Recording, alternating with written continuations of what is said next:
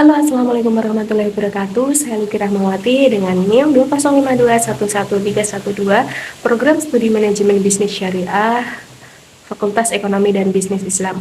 Nah, di sini saya akan sedikit menjelaskan mengenai persengketaan yang terjadi antara Indonesia dan Amerika Serikat terkait dengan impor dan ekspor udang. Nah, untuk penjelasan selanjutnya, ikuti terus video ini ya. Dalam dunia internasional, hubungan ekspor-impor merupakan kegiatan yang biasa. Hal ini bertujuan untuk mengembangkan dan menumbuhkan rasa saling membutuhkan antara satu negara dengan negara lain. Awalnya, hubungan perdagangan ini hanya terjadi di beberapa negara saja. Namun, semakin berkembangnya zaman, arus perdagangan ini juga dilakukan oleh negara lain, termasuk Indonesia. Indonesia menjalin kerjasama internasional dengan Amerika Serikat dengan alasan negara tersebut merupakan negara produsen dan konsumen terbesar di dunia. Bagi Indonesia, Amerika Serikat merupakan salah satu mitra dagang yang strategis di mana Amerika Serikat merupakan negara tujuan ekspor non-migas Indonesia terbesar ketiga setelah Cina dan Jepang.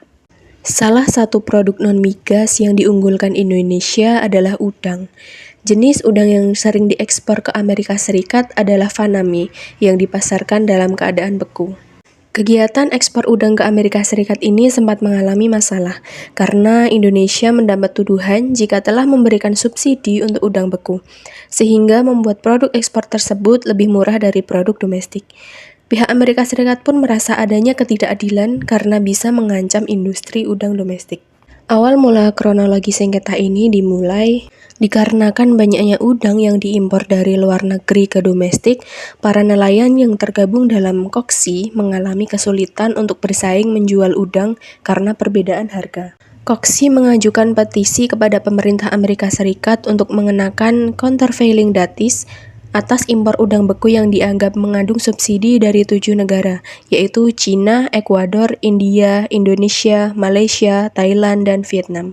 Untuk pemerintah Indonesia sendiri dituduh telah mengalokasikan subsidi pada sektor perikanan sebesar 3 miliar US dollar selama 5 tahun untuk meningkatkan target produksi udang. Dalam kasus sengketa yang terjadi antara Indonesia dan Amerika Serikat ini, penyelesaian dilakukan kedua negara secara bilateral, karena kasus ini belum sampai ke tahap penyelesaian oleh Badan Penyelesaian Sengketa dalam WTO.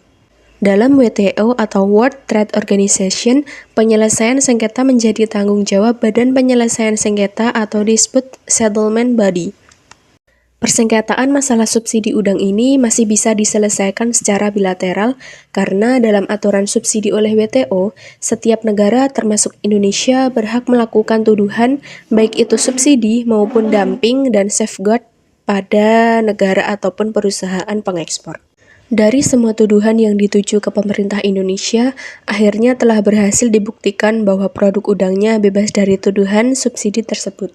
Hasil penetapan akhir yang diumumkan oleh US Department of Commerce menunjukkan tarif subsidi menetapkan hasil negatif countervailing duty impor udang dari Indonesia, di mana angka subsidi berada di bawah de minimis pada peraturan final. Nah, itu tadi penjelasan singkat dari saya. Cukup sekian dari saya. Apabila ada salah kata, saya mohon maaf. Wassalamualaikum warahmatullahi wabarakatuh.